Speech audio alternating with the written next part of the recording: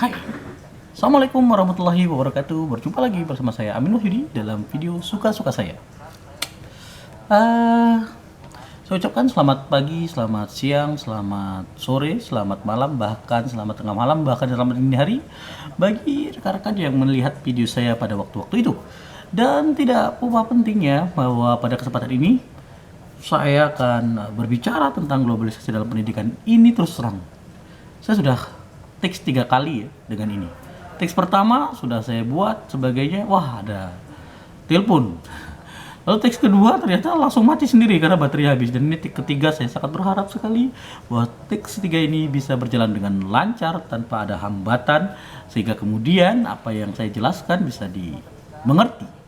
Dan tentu saja dalam kesempatan ini saya akan memulai dengan sebuah tema tentang seperti saya katakan tadi bahwa kita berbicara tentang globalisasi dalam pendidikan. Nah, pertama adalah daya saing pendidikan di Indonesia. Sebagai negara berkembang, negara dengan banyak universitas di dunia, 4.000 universitas di Indonesia itu ternyata tidak berkolerasi positif dengan daya saing indeks pendidikan di Indonesia. Ini buktinya dari tahun penelitian 97 hingga 2007 dari 49 negara yang disurvei, ternyata Indonesia itu peringkat ke-39. Nah ini ya. Kemudian di tahun 99 juga kita disurvei dari 47 negara yang disurvei, kita peringkat 46. Kenapa bisa seperti itu? Mungkin 99 kita masa krismon ya. Jadi pemerintah lebih fokus kepada ekonomi dibandingkan dibandingkan dengan pendidikan gitu ya. Jadi ya wajar lah kalau kemudian pendidikan kita itu di era itu ada sekitar ada di urutan paling rendah ya. Tapi kalau kita lihat lagi di tahun 2007 gitu ya, dari 55 negara kita peringkat 53. Kenapa ya? Karena kalau kita lihat lebih jauh itu hal yang sangat ironi ya, di bangsa yang besar, bangsa yang paling banyak negaranya, bangsa yang banyak sumber daya manusianya, sumber daya alamnya, tapi ternyata dari segi pendidikan dia mengalami hal yang sangat apa sih sebenarnya juara satu Indonesia gitu ya. Indonesia juara satu, masuk 10 besar ada, yaitu Indonesia termasuk 10 negara yang paling utangnya banyak ya. Ada 6.000 triliun. Kalian bisa bayangkan kalau kalian meninggal ternyata kalian punya hutang, kira-kira nanti ketika di akhirat masuk surga tertahan tidak ya gitu ya. Kamu kan orang Indonesia ya, ketika masih meninggalkan hutang 6.000 triliun gitu ya, nanti kamu masuknya kamu belakangan gitu ya, lunasi dulu hutang ini gitu ya. Nah, kita termasuk 10 besar negara penghutang gitu ya. Dan juga satu lagi ya besar juga negara korupsi. Padahal pendidikannya banyak tuh, 4.000 tuh. 4.000. Tapi di tahun 2020, ini ya, kita turun dari peringkat 45 menjadi peringkat 50, turun lagi. Ya mungkin karena Covid ya, 2019 kita sudah kena Covid gitu ya. Di 2020 pertama kali, di akhir 2019 Covid sudah ada. Ketika diteliti kita menjadi peringkat 45 turun 5 jadi 50. Wah, 50 besar. 50 besar apanya gitu ya. Ya Allah. Kapan pendidikan Indonesia ini bisa ini semua adalah gambaran bagaimana kemudian kita berkompetisi di era global. Era global itu kita berkompetisi kali. Kenapa? Karena negara yang sangat luas, sangat itu membutuhkan orang-orang yang handal secara sumber daya manusia. Nah, baik. Selanjutnya apa? Selanjutnya adalah perubahan dalam masyarakat. Oke, rekan mahasiswa, bahwa globalisasi itu memberikan pengaruh kepada perubahan individu ya. Contohnya sekarang nih, karena globalisasi proses pembelajaran bisa dilakukan secara online seperti ini. Dulu apa kita kenal dengan istilah Zoom, dengan istilah Meet, WA sebagainya, kita kan nggak kenal. Dulu kita berangkat pagi rapi sampai rambutnya itu licin, sampai lalat aja jatuh terpeleset. Ternyata sekarang ya udahlah, bisa jam berapa saja kita mendengarkan proses perkuliahan, bisa jam berapa saja kita datang dan sebagainya. Yang kedua adalah perubahan kelompok ya. Kalau selama ini kadang kita malam hari bisa berkumpul, berdiskusi ya. Saya teringat dulu ya di sebuah universitas waktu saya main itu, malam-malam itu kampus banyak mahasiswanya, dan banyak terjadi diskusi kelompok di sana. Jadi kakak tingkat itu memberikan ilmu-ilmu yang dia miliki itu kepada adik-adiknya yang ingin maju gitu ya. Jadi saya ahli bidang ini nih, ayo kumpul. Saya ajarkan nih bagaimana caranya itu ya. Ilmunya tidak dimakan sendiri ya, tapi di era seperti sekarang agak sulit ya. Kita mau tidak mau berkumpul dilarang ya. Perubahan budaya jelas dong, budaya ini berbeda ya, berubah ya. Tadi yang biasanya dia bisa berkumpul sebagainya, gotong royong sebagainya, tapi kemudian dia perubahan teknologi jelas. Bagaimana kemudian teknologi seperti ini mulai dikenal ya, meeting, Zoom, kemudian dan sebagainya itu mulai dikenal. Tentu ini akan sangat berbeda sekali. Kalau mungkin tidak ada corona, kita tidak kenal ya, kita tidak kenal dengan istilah Zoom dan teman-temannya gitu ya. Itu ya. Kemudian ada lagi ekonomi ya, perubahan. Ya ini yang pemilik Zoom, pemilik Gmail sebagainya dia meningkat ya, dan meningkatnya itu luar biasa sekali ya. Kenapa? Karena mereka itu apa namanya ya? Mereka itu berhasil untuk memanfaatkan kondisi COVID seperti sekarang ini. Ini adalah kemudahan perubahan ekonomi. Selain itu juga secara pendapatan ada yang makin kaya. Ya ini ekonomi ya. Bahwa 20 orang di Indonesia itu atau 20 perusahaan itu menguasai 5 juta lahan. Wah, ini ekonomi ya. Apalagi kemudian disahkan sebuah undang-undang yang makin bisa memperbanyak lahan mereka. Ini ekonomi makin makin kaya yang ini ya. Jurangnya makin sedikit. Nah, lalu perubahan dalam pendidikan juga itu sama dengan perilaku. Dan terjadi pada unsur perilaku manusia baik pada aspek pengetahuan, sikap maupun keterampilan. Perubahan perilaku bersifat mikro dan berbasis individu. Artinya apa? Ya perubahan perilaku itu dilakukan oleh seorang individu, tidak secara kelompok gitu ya. Pada level ini individu itu yang mulai merubah perilakunya. Kalau kemudian kita terbiasa tidak berkompetisi, sedangkan era globalisasi itu menuntut adanya kompetisi, maka kita harus meningkatkan kualitas ilmu. Kita harus meningkatkan kapasitas diri. Tidak bisa kemudian kita biasa-biasa saja. Apa sih yang dibutuhkan pada era di masa yang akan datang? Itu kita persiapkan. Ini terjadi pada tingkat individu dan kelompok yang lebih besar yang melingkungi individu tersebut. Misalnya keluarga. Ini bisa menjadi masalah. Bisa berubah keluarga. Tingkat perceraian yang tinggi sebagainya, dan dapat globalisasi. Misalnya dulu orang mungkin pulang ke rumah dia berkomunikasi dengan keluarga, sekarang lebih aktif dengan HP-nya, lebih sendiri sebagainya, dan ternyata kelekatan keluarga itu semakin berkurang karena kesibukan sebagainya. Ini karena salah satu aspek dari globalisasi dalam dunia pendidikan. Pendidikan yang globalisasi juga sudah menuntut kita misalnya belajar di universitas lain ya, dia belajar di universitas lain. Nah, selanjutnya apa? Selanjutnya adalah faktor-faktor perubahan. Ada perubahan yang disengaja, seperti aturan-aturan. Itu kan disengaja dibuat aturan nih. Misalnya ormas-ormas yang menentang ini pemerintah misalnya ditutup, yang bertentangan dengan Pancasila tutup. Itu kan aturan yang disengaja. Ada yang tidak sengaja. Misalnya apa? Mode pakaian sebagainya. Itu kan ada sengaja. Tahu-tahu kita sudah ikut saja dengan mereka. Oh, ada yang sana hobi nonton film ini, akhirnya pakaian seperti itu ya. Dulu ada budaya Harajuku sebagainya, suka nonton anime, tiba-tiba kita ikut-ikutan menjadi anime walaupun kulitnya hitam. Kalau Jepang kulitnya putih gitu ya. Kalau ini kuning langsat, kita hitam gosong, rambut diwarna-warni, nggak kelihatan. Ya ini ya, ada beberapa teori ya. Kemudian disengaja, tidak disengaja, misalnya ada juga gempa bumi, meledakan jumlah penduduknya makin meledak.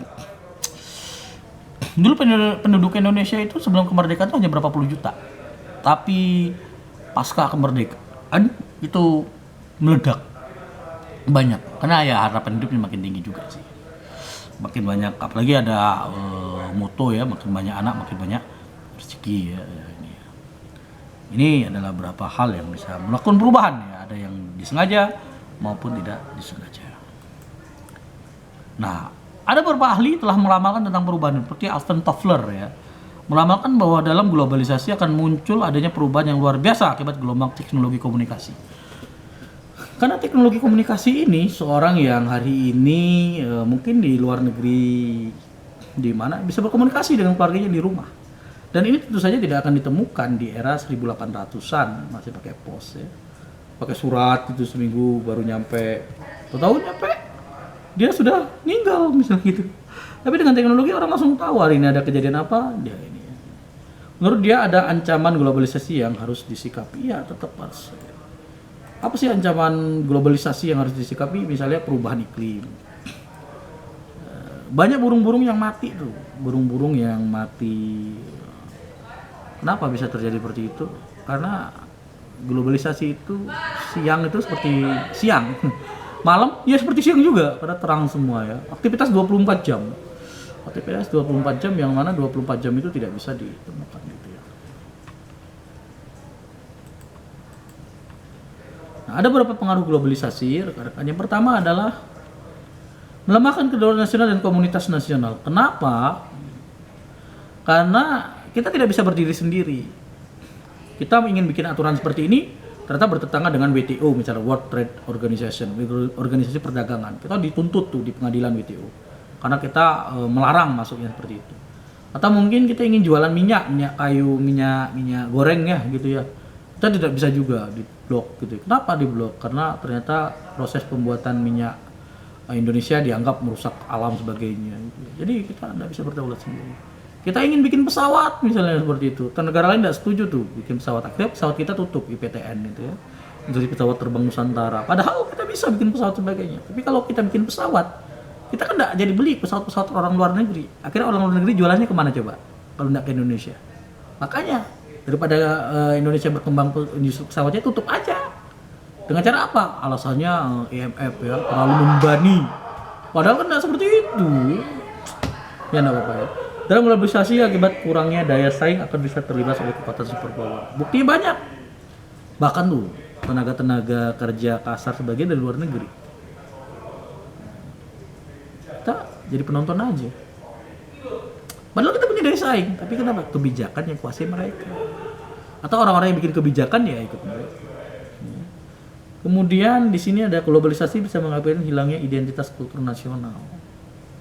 Coba sekarang, siapa yang masih bisa bahasa daerahnya? Atau komunikasi sehari-hari dengan saudaranya dengan bahasa daerahnya? Kayaknya jarang ya. Kalau enggak Inggris, Belanda gitu ya, biar lebih internasional. Akhirnya apa? Identitas budaya hilang. Siapa sekarang mau bicara dengan bahasa Indonesia? Harusnya kita tuh seperti ini. Hei, kalian mau butuh dengan saya, bisa bahasa kita dong. Masa kita yang harus bisa bahasa kalian, padahal kalian yang butuh dengan saya. Tapi kita kan enggak ya. Akhirnya lama-lama bahasa Indonesia yang baik dan benar bisa akan hilang dengan sendirinya. Eksploitasi terhadap negara yang kurang berkembang. Iya. Bayangkan negara-negara kasih utang ya, misalnya negara E kasih utang ke negara Y. Karena negara Y tidak bisa bayar utang. Ya udahlah, kamu kan tidak bisa bayar utang. Apa yang udah dibangun kasihin ke kita deh. Perlahan-lahan ya. Habis negaranya dijual untuk bayar utang. Sudah terjadi sih di beberapa negara gitu ya. Akhirnya mereka, kalau kamu macam-macam bayar utang nih. Kalau enggak, saya ambil negara kamu. Apalagi utang Indonesia sampai 6.000 triliun tuh. Siapa tahu besok dijual itu ya, mau ngasih utang. Dijual pulau apa gitu ya, dijual. Ya, jadi negara-negara lain. Ada dampak positif, dampak negatif ya. Yang pertama adalah budaya global. Ini dikenalkan budaya global di sini. Ya setidaknya kita punya daya positif ya, daya saing sebagainya bisa. Kemudian bisa menjadi ancaman atau tantangan dalam bermasyarakat berbangsa. Kita sering dengar sekarang radikalisme gitu ya, atau gerakan transnasional ya. Pemikiran-pemikiran dari luar, misalnya pemikiran-pemikiran dari negara, misalnya ada Hizbut Tahrir, kemudian ada Ikhwanul Muslim sebagainya, masuk ke Indonesia sebagainya. Yang dipandang oleh beberapa orang sebagai ancaman terhadap kedaulatan negeri ini. Ya ini pengaruh-pengaruh seperti itu. Atau mungkin gerakan-gerakan keagamaan ya yang baru pulang dari Timur Tengah sebagainya, pulang ke Indonesia lalu kemudian mengkritik tradisi-tradisi yang ada di masyarakat Indonesia. Nah ini kalau tidak disikapi dengan baik dan benar akan timbul gejolak horizontal antara penduduk dengan penduduk, warga Indonesia dengan warga. Ini salah satu dampak positif dan negatif dari itu.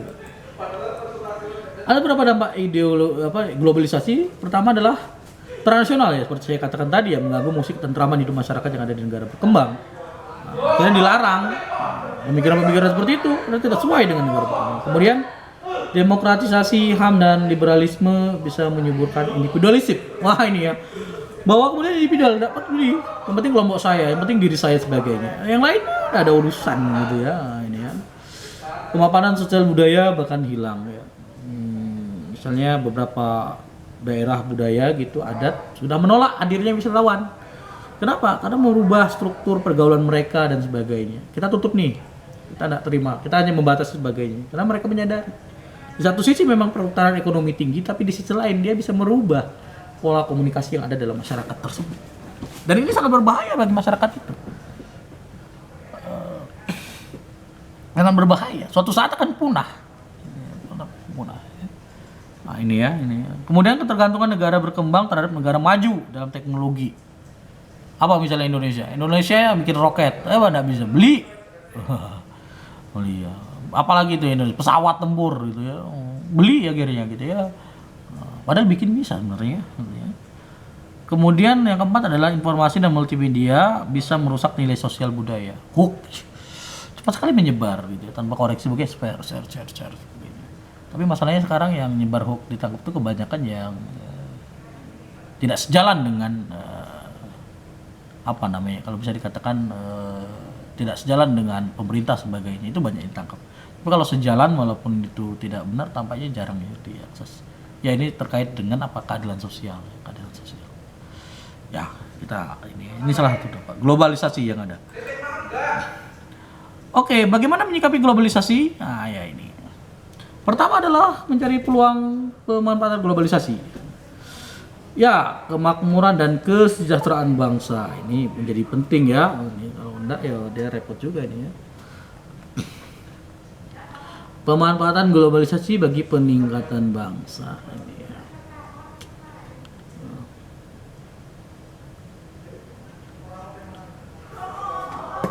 Kualitas SDM dan membangun karakter bangsa untuk menghadapi tantangan globalisasi dan kemajuan dunia.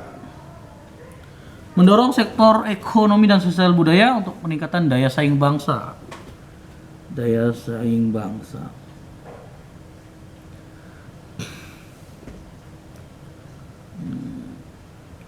Untuk meningkatkan daya saing bangsa. Wah, daya saing bangsa ini menjadi hal penting. Keempat, membangun kebanggaan berbangsa atas jati diri dan budaya Indonesia sebagai karakter bangsa. Jadi kalau kita lihat ya, globalisasi itu harus disikapi dengan positif juga. Jangan kita harus seperti politik menutup diri ya. Dulu zaman Jepang sebelum Laksamana Perry masuk ke Jepang itu kan mereka menggunakan strategi isolasi diri ya. Sampai kemudian Black Pearl ya, kapal laut hitamnya Laksamana Perry itu mampu membuka kesogunan Jepang dari isolasi diri itu. Kemudian lahirlah restorasi Meiji dalam sejarah Jepang itu. Nah ini kemudian berbangsa atas jati diri bangsa budaya ini ya, makanya kemudian penting juga untuk itu semua. Saya teringat sebuah tulisan dari Prof. Syafi'i Ma'arif ya, dan Tuhan menyapa kita itu menceritakan Jepang itu dengan identitas dirinya itu ya, mereka walaupun berpakaian barat, tapi pola pikir mereka tetap pola pikir Jepang. Makanya kemudian konon katanya di sana itu buku-buku bahasa Inggris itu diterjemahkan semua ke dalam bahasa Jepang. Jadi mereka sedikit yang mengerti bahasa Inggris sebagainya, tapi mereka tetap dengan bahasa Jepang. Kemampuan mereka luar biasa. Buku-buku yang ini tetap ubah semua ke bahasa Jepang. Ini salah satu cara untuk menjaga eksistensi sebuah bangsa. Nah ini ada berapa ya, WTO dan GATS ini. WTO ini adalah perdagangan dunia ya, GATS ini juga sama ya. Agreement Trade in Service ini mengatur tentang perdagangan di 12 sektor jaksa ini. Bahkan pendidikan tinggi loh. Makanya kalian jangan heran ketika kalian baca misalnya Universitas Monash cabang Malaysia atau di Malaysia sebagainya punya hubungan dengan Australia sebagainya, itu jangan heran.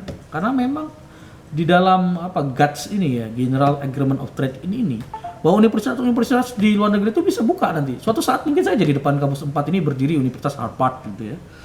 Sangat memungkinkan ketika kita memang sudah menjadi bagian dari GATS ini, dan tampaknya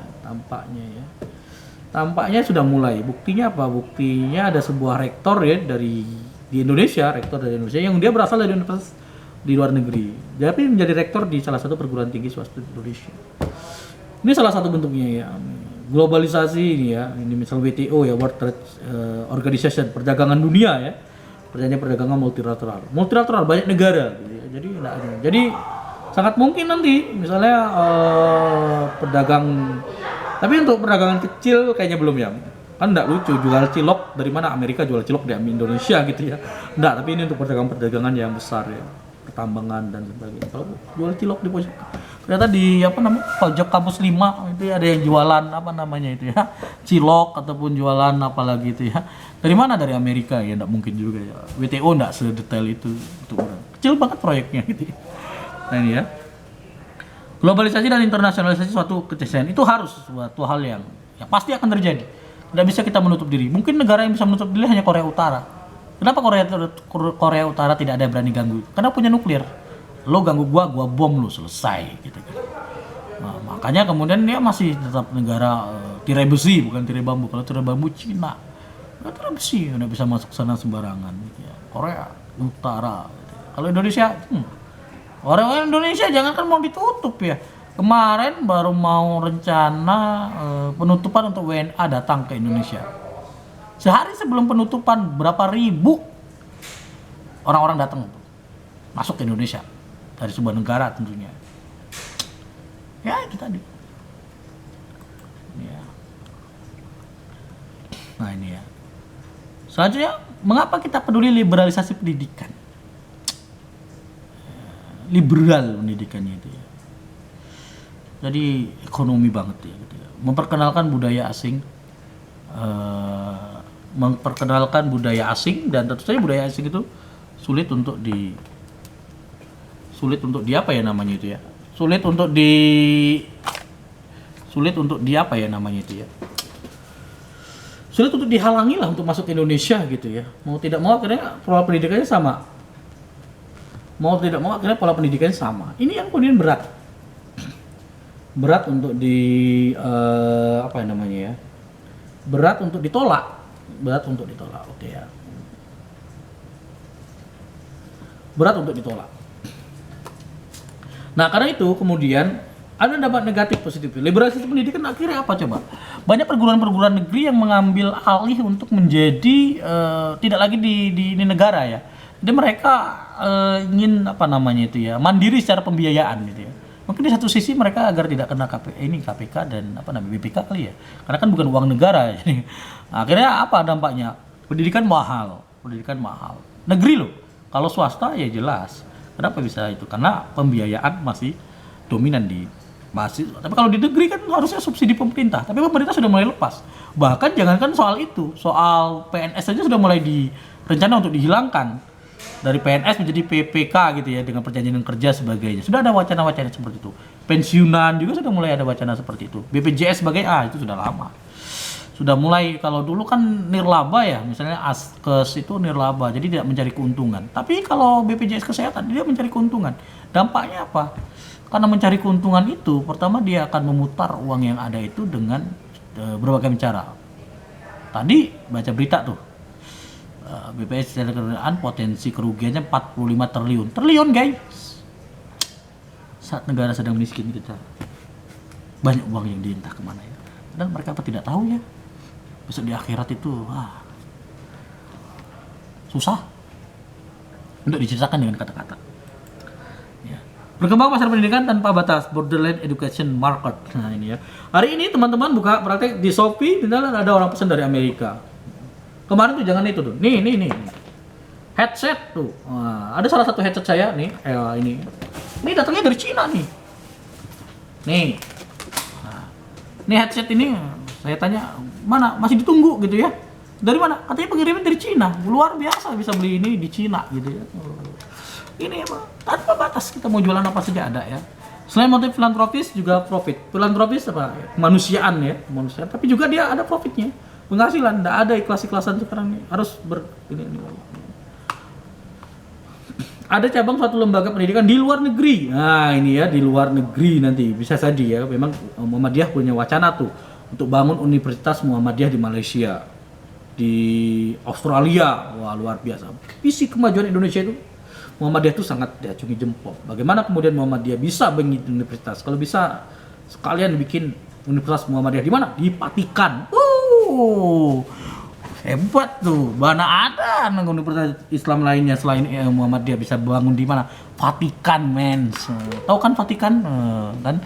Tapi ya itu sangat mungkin terjadi dari kalau kemudian ada kerjasama antara kita. Ya. Kemudian waralaba pendidikan. Wah, ini waralaba pendidikan, franchise. Ya. Makanya seperti saya katakan tadi, di Malaysia ada Universitas Monash Malaysia, universitas ini di Malaysia. Padahal itu pusatnya di mana? Di itu tuh di Australia.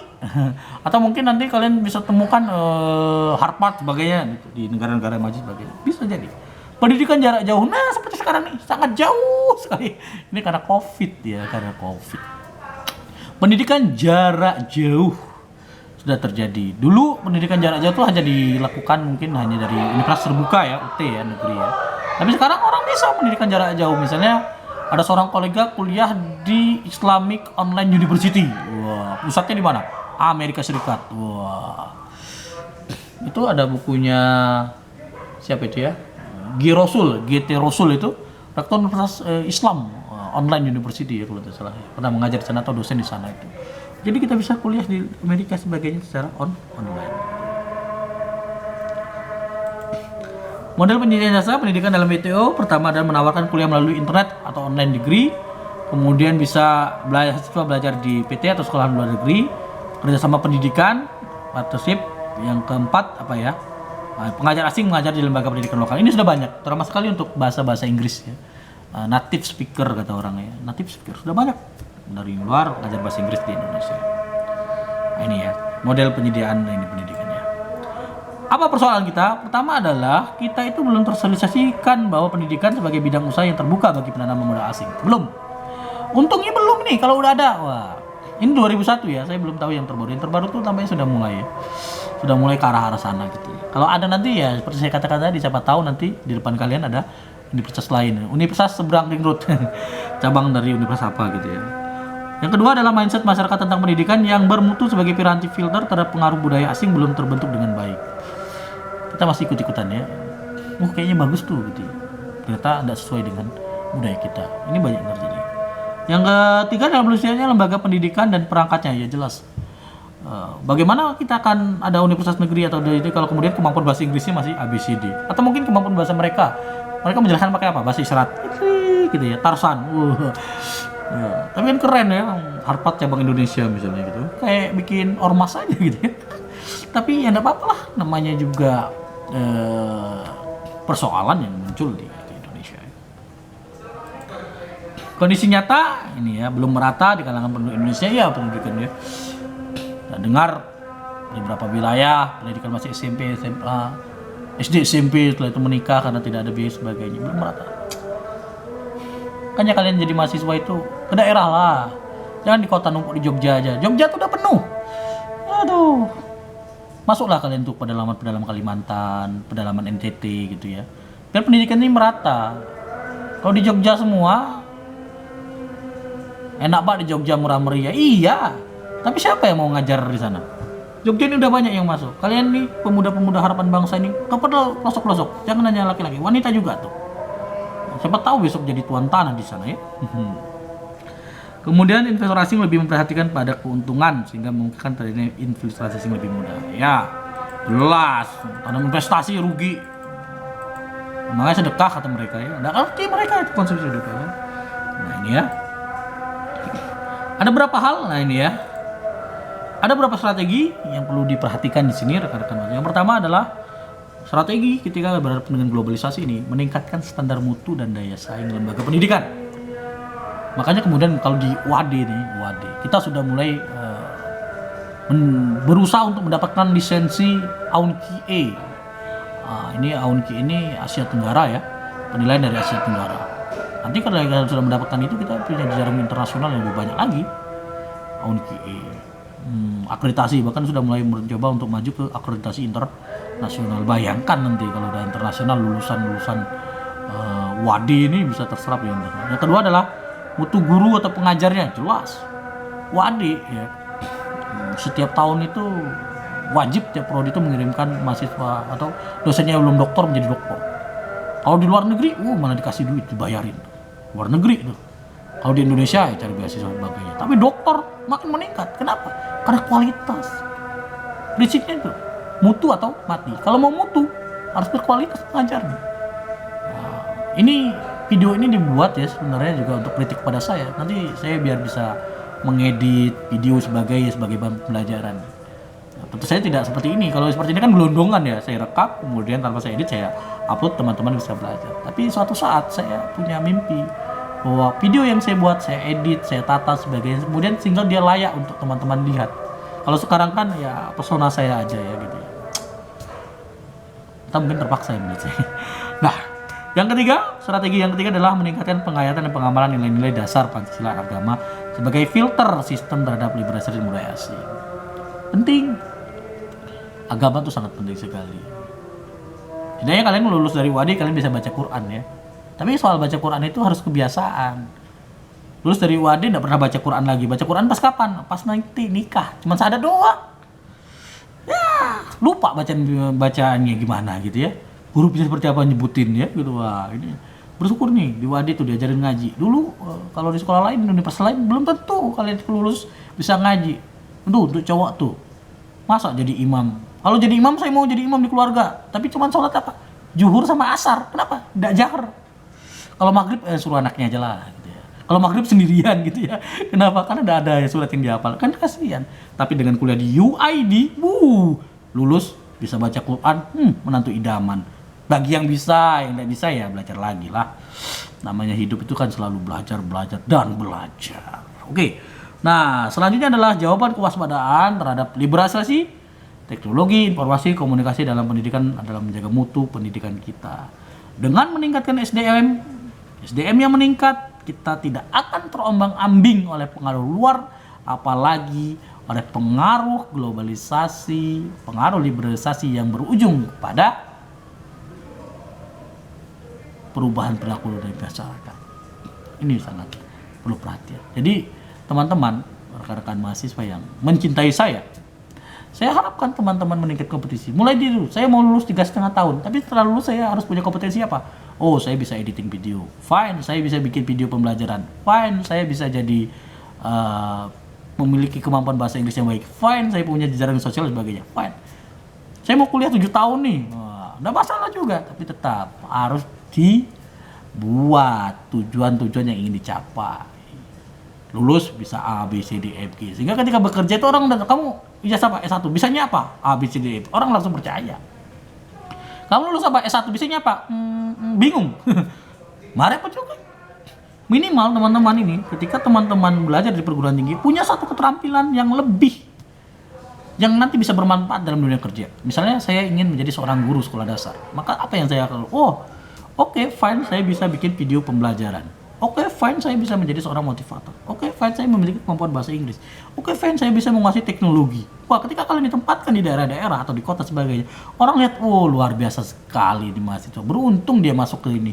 Kenapa? Ada apa-apa? Serahkan ke dia. Tapi kalau mamanya enggak, ngapa juga dia masuk ke sekolah ini? Atau ngapa juga jadi guru di sini? Disuruh ini enggak mau, suruh ini enggak mau, suruh ini enggak mau, suruh ini enggak mau, suruh ini enggak bisa, suruh ini enggak bisa. Dulu kuliahnya ngapain gitu? Anda akhirnya sekolahnya yang disalahkan, padahal mahasiswanya yang tidak punya keinginan meningkatkan kapasitas diri. Perlu modal memang, tapi di era globalisasi seperti sekarang ini kan banyak tuh yang mudah diakses, yang mudah dipelajari sebagainya. Saya teringat seorang mahasiswa itu cari gratisan, Pak, saya kursus bahasa Inggris. Yang gratisan kan banyak online. Ya enggak apa-apa, yang penting kan lulus bisa bahasa Inggris. Akhirnya bermanfaat, dia bisa bekerja. Kalau wawancara bahasa Inggris, enggak khawatir sebagainya. Jangan salah loh, guru SD jarang. Apalagi nanti kalian jadi guru SD, lalu lanjut S2, S3, guru SD aja doktor gitu kan. Masa dosennya enggak? Kan luar biasa sekali ya. Teman, apalagi guru sekolah dasar yang betul-betul dasar pembentukan karakter itu ada di situ. Kalau kemudian kapasitasnya seperti yang lalu, yang lama-lama ya, yang penting bisa baca, bisa hitung, selesai gitu kan. Tampaknya ada yang kurang ya. Ya kalau cuman itu kan disaingkan antara barat dengan timur, ya tetap akan berbeda. Nah, mungkin itu ya hari ini video saya tentang globalisasi dalam pendidikan. Tapi yang jelas rekan-rekan mahasiswa, saya senantiasa mengajak rekan-rekan mahasiswa untuk senantiasa bersyukur kepada Tuhan atas apa yang telah Tuhan berikan kepada kalian. Mungkin yang diberikan itu tidak sesuai apa yang rekan-rekan mahasiswa harapkan, tapi yakinlah, seperti kata Al-Qur'annya dalam Al-Baqarah itu ya, boleh jadi apa yang kamu benci baik di mata Tuhan dan apa yang kamu sukai buruk di mata Tuhan. Sesungguhnya Allah yang Maha mengetahui. Nah, mungkin dengan belajar jadi guru SD sebagainya kalian bisa menyelami dinamika betapa kemudian pembentukan karakter seorang individu dimulai sejak dini, bukan sejak sekarang, sejak dia kecil. Makanya kalau kalian berkarakter, punya visi, punya pandangan, punya langkah-langkah sebagainya, itu bisa kalian gunakan untuk inspirasi bangsa. Mungkin itu untuk kesempatan di hari ini saya ucapkan selamat belajar, nikmati semua proses yang ada walaupun dengan segala keterbatasan, dan yakinlah niatkan apa yang kita lakukan itu karena Allah Subhanahu wa taala.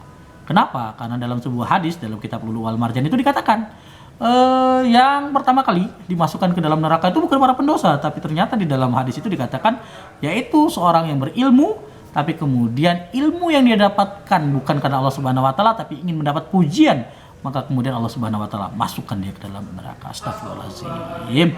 Makanya itu ya, mulai dari sekarang lu setiap belajar luruskan niat bahwa semata-mata yang kita lakukan mengharap ridho Allah Subhanahu wa taala. Oke, mahasiswa, terima kasih atas perhatiannya. Mohon maaf segala kekurangan. Dan tentu saja akan bertemu dengan saya dalam video suka-suka saya selanjutnya. Terima kasih. Wassalamualaikum warahmatullahi wabarakatuh.